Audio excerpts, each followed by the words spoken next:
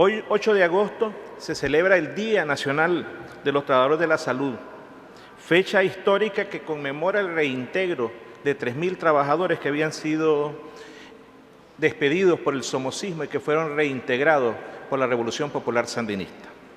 Ser trabajador de la salud en tiempos del somocismo no era una tarea fácil. Además de la persecución que se hacía en las unidades de salud, recordarán que la mayoría de los directores de las unidades de salud eran oficiales de la Guardia Nacional y si no eran connotados somocistas. Pero lo más difícil era sentir de la forma más dura y palpable la pobreza y la falta de esperanza de la población que llegaba a las unidades de salud.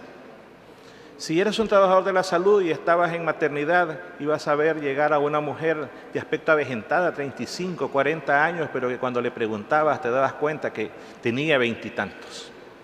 Y esto era producto de los embarazos continuos. ¿Me escucho bien? De los embarazos continuos, muy cercanos, o los embarazos ciegos, que para algunos de ustedes que ya tienen rato de no verlo, eran los embarazos de la mujer que paría y antes de que llegara su primera menstruación nuevamente salía embarazada. Y si contamos nosotros que la recomendación es que entre un parto y el otro puedan haber 2 años, se puede usted imaginar el impacto físico, mental, terrible de las mujeres que llegaban a parir. Estas eran futuras muertes maternas y no es coincidencia que la tasa de mortalidad materna en el somocismo era una de las más altas de América Latina y del mundo. En ginecología podías ver a una mujer con un cáncer cervicuterino muy avanzado y te das cuenta que tenía, y le explicabas y buscabas la historia de 16, 18, 20 partos, con la mitad de los hijos vivos, y eso era parte de lo que explicaba que tuviéramos más cáncer cervicuterino. No había idea ni de que se pudieran hacer los papanicolaos para prevenirlo o encontrarlo más temprano. Y en pediatría la situación era difícil. Ya se conocían al niño con nombre y apellido que llegaba una y otra vez. Unas veces con diarrea, otras veces con neumonía, cada vez más desnutrido, cada vez más grave, cada vez más mal. Y sabías que lo ibas a curar, que lo ibas a sanar, que le ibas a dar de alta, pero que pronto regresaría o tal vez no regresaría porque iba a morir en su casa. Y el momento del alta, ¿cómo le podías decir a los padres de familia que lo alimentaran mejor si te dabas cuenta que ellos también tenían hambre? ¿Cómo le podías decir que lo tuvieran en mejores condiciones higiénicas sanitarias si vivían en barrios y en comunidades sin ninguno de los servicios básicos? ¿Cómo explicarle una receta si los padres tampoco sabían leer y escribir? El analfabetismo es lo más bruto que uno puede encontrar, y ustedes recordarán esas recetas que decían de la pastilla blanca, partirla en 4 pedazos y darle un pedacito, o del jarabe amarillo, o del jarabe rojo. Con impotencia se miraban las muertes de niños que podían haber sido prevenidos fácilmente por el uso de las vacunas. Morían por sarampión, por difteria, por toferina, por tétanos, o quedaban con parálisis flácidas por poliomielitis. Voy a leer un fragmento de la Organización Mundial de la Salud de esos días, de ese tiempo, que explicaba, por ejemplo, hablando de enfermedades diarreicas, que era la principal causa de muerte de los niños. Lo leo textual. En países de ingresos bajos, los niños menores de 3 años sufren de promedio 5 episodios de diarrea al año. Cada episodio priva al niño de nutrientes necesarios para su crecimiento. En consecuencia, la diarrea es una importante causa de malnutrición y los niños malnutridos son más propensos a enfermar por enfermedades diarreicas. El cruel círculo vicioso de enfermedad, desnutrición, enfermedad, y que probablemente terminaba con la muerte. La desnutrición primaria, la desnutrición por falta de nutrientes, por falta de alimentos, la desnutrición por hambre. Y lo describió muy bien nuestro poeta, el poeta esteliano Leonel Rugama, en su poema La Tierra es un satélite de la Luna. Y leeré los últimos versos de este poema que dice: los bisabuelos de la gente de Acahualinca tenían menos hambre que los abuelos. Los bisabuelos murieron de hambre. Los abuelos de la gente de Acahualinca tenían menos hambre que los padres. Los abuelos murieron de hambre. Los padres de la gente de Acahualinca tenían menos hambre que los hijos de la gente de ahí. Los padres se murieron de hambre. La gente de Acahualinca tiene menos hambre que los hijos de la gente de ahí. Los hijos de la gente de Acahualinca no nacen por hambre, tienen hambre de nacer para morirse de hambre. Bienaventurados los pobres, porque de ellos será la luna. Acahualinca fue el lugar que describió el poeta, pero pudo haber sido cualquier otro lugar de Nicaragua o la Nicaragua misma, descrita con la crueldad del somocismo de ese tiempo. Es decir, una realidad social dura que llevaba a la única conclusión posible, que con la dictadura somocista en el poder no habría soluciones, no habría medicina, ni salud preventiva, ni alimentos, ni condiciones sanitarias, solo sufrimiento y muerte para el pueblo. Solo la lucha armada de todos los sectores podría hacer que Nicaragua fuera libre y que pudiera haber redención para los oprimidos.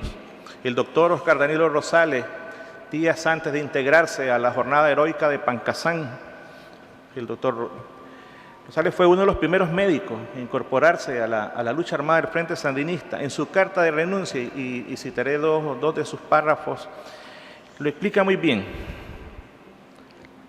Comillas, en vista de que la actual situación política de Nicaragua, producto de un sistema social corrompido, ha llevado a los verdaderos hijos de nuestro pueblo a comprender que las libertades y derechos conculcados por muchos años de opresión dinástica, en contubernio con las oligarquías criollas y el imperialismo, se alcanzará solo mediante el empleo del método más depurado de lucha revolucionaria, el cual es la insurrección armada.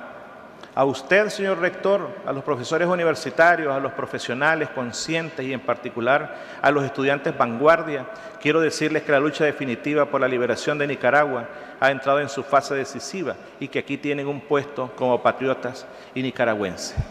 Fácil es comprender que Managua, que donde se concentraban la mayoría de las unidades de salud, fuera un hervidero de lucha, de protestas y de huelga. En mayo de 1974 nace FEDSalud. Nace FEDSalud como la expresión de la unión de todos los trabajadores, de los pensamientos, reivindicaciones y sentimientos de los médicos, de las enfermeras, de la auxiliar de enfermería, el personal de apoyo, del personal administrativo, teniendo claro que FEDSalud nacía para luchar contra el somocismo y para lograr una patria libre. Se dan las huelgas del 74, luego se dan las huelgas en el 75, se protesta en cada una de las unidades de salud. Más trabajadores de la salud se integran a la lucha sandinista. En las unidades de salud hay un ambiente de insurrección contra el somocismo. La huelga de hambre llevaría a la muerte de nuestra compañera Silvia Ferrufino. En Estelí serían asesinados en los quirófanos del hospital de Estelí los doctores Alejandro Dávila Bolaños, Eduardo Selva. Luego caerían más trabajadores de la salud en el combate contra el somocismo, Berta Calderón, Lenín Fonseca, José Dolores Fletes, Luis Felipe Moncada y muchos más. El dictador Somoza despide a 3.000 trabajadores y los reemplaza por 500. Pero como en la canción que dice que hasta por la cerradura se metían los sandinistas, muchos de estos 500 trabajadores eran sandinistas e inmediatamente se incorporaron a la lucha. Para Somoza todo sería en vano. Pocos días después, el comandante Germán Pomares profetizaba allá en el Cerro de Cuba, en Condega, en Estelí, diciendo, vamos a salir a dar los últimos golpes a la dictadura. Yo les digo, compas, que Nicaragua será libre antes de que termine la lluvia. Y efectivamente, llegó el 19 de julio. Y luego, 20 días después, el 8 de agosto, se reintegra a los 3.000 trabajadores de la salud en uno de los actos de reivindicación más grandes que ha habido en la historia de Nicaragua. Ese día es un día del triunfo del bien sobre el mal, de la luz barriendo la oscuridad, la vida venciendo la muerte. Y así ha quedado grabado en el sentimiento, en el pensamiento y en la conciencia de los trabajadores de la salud, que ese es un día de homenaje a la lucha, al sacrificio, a la entrega de la vida de miles de nicaragüenses por ver una patria libre. El 8 de agosto se materializó en la defensa de la revolución durante los años 80, uniendo esfuerzos, los trabajadores reintegrados con los nuevos trabajadores que se incorporaban. En una mano el fusil, en la otra mano el termo de vacunas y con el estetoscopio al cuello se llevó salud a toda Nicaragua. Se vacunaron a los niños, se vacunaron a las niñas, se vacunaron a las familias. sin dejar de visitar un solo barrio por difícil o una comunidad por muy lejana que fuera. Se eliminaron la polio, la difteria, la toferina, el tétano neonatal, el sarampión. Todas estas pestes ahora son referencias de una vieja historia. Durante los 16 años de neoliberalismo defendimos el derecho a la salud, luchamos contra la represión y la sordera de quienes maldirigieron al país. Marchamos bajo bombas lacrimógenas, persecución o despido. Coreamos nuestras consignas de medicinas para el pueblo, salario para los trabajadores. Cantamos "El pueblo unido jamás será vencido" y nos concentrábamos frente a la estatua del combatiente popular. El recuerdo del 8 de agosto y de su gesta nos fortalecía para continuar aún en los momentos más difíciles. Y ahora, en esta segunda etapa de la revolución, los trabajadores de la salud siguen en la vanguardia de las transformaciones sociales. A 44 años, muchos de estos héroes ya no están físicamente con nosotros. Se nos han adelantado a otro plano de vida, otros ya están jubilados. Les decimos hasta donde están, hasta el cielo de los héroes, hasta sus casas, que los trabajadores de la salud combatimos al dengue venciéndolo, enfrentamos el intento de golpe de Estado, luchamos contra el COVID-19 en victorias. Hoy en Nicaragua hay salud materna, hay salud infantil, hay vida y alegría en nuestro pueblo y así seguiremos.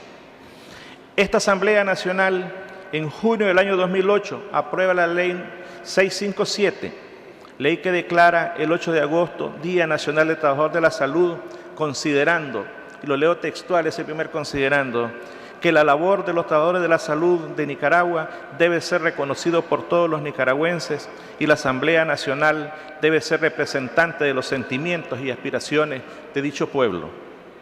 Desde esta Asamblea Nacional pido a ustedes, hermanos y hermanas diputados, que hagamos llegar a todos los trabajadores de la salud nuestro saludo y admiración.